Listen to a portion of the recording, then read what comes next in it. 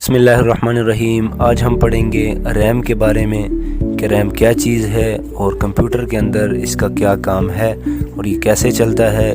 क्या हम रैम को ज़्यादा कर सकते हैं या नहीं, और रैम की वजह से आपके कंप्यूटर पर क्या असरात पड़ते हैं।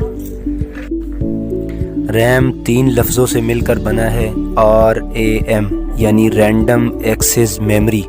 इसका मतलब ये है कि कोई भी डेटा, चाहे वो तरतीब के साथ पड़ा हो या बग़ैर तरतीब के पड़ा हो, रैम का काम है उसको उठा के आपके सामने करना। तो कंप्यूटर के अंदर रैम का बहुत बड़ा किरदार होता है। बिल्कुल ऐसे ही मोबाइल के अंदर भी रैम का बहुत बड़ा किरदार होता है।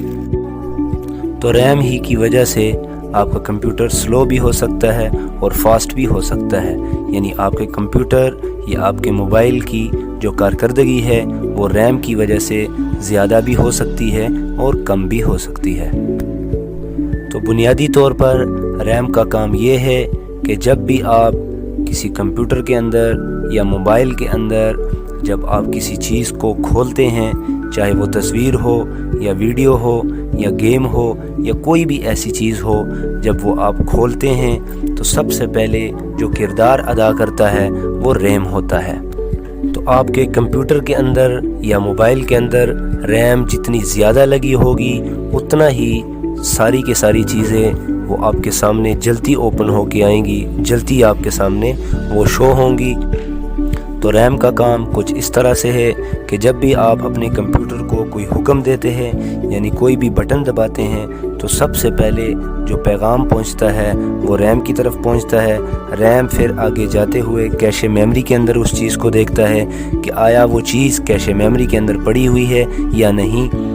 कैशे मेमोरी ये छोटी छोटी मदरबोर्ड के ऊपर चिपें लगी होती हैं, उनको कैशे मेमोरीज़ कह देते हैं। वो भी बड़ी तेज़ी के साथ काम करती हैं, जिस तरह रैम भी बड़ी तेज़ी के साथ काम करता है। तो ये जाते हुए प्रोसेसर की तरफ जाते हैं, और प्रोसेसर जो कि कंप्यूटर का एक दिमाग कहलाता है, उसको जाके ये हुक्म देते हैं कि कंप्यूटर इस्तेमाल करने वाला शख्स ये चीज़ मांगना चाह रहा है। तो प्रोसेसर आगे उसको ये जवाब देता है कि ये चीज़ फ़लाँ जगह पे पड़ी हुई है, आप वहाँ से उठा के जो कंप्यूटर इस्तेमाल करने वाला शख्स है उसके सामने LCD के अंदर ज़ाहिर कर दें।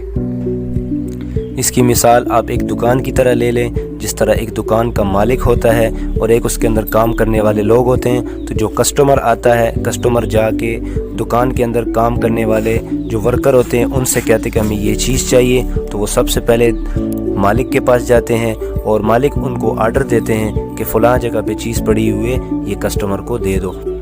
तो प्रोसेसर की मिसाल मालिक की सी है, जिस तरह वो दुकान का मालिक है, बिल्कुल ऐसे ही कंप्यूटर का जो मालिक है वो प्रोसेसर है, जिसको हम बाद में तफसील के साथ पढ़ेंगे।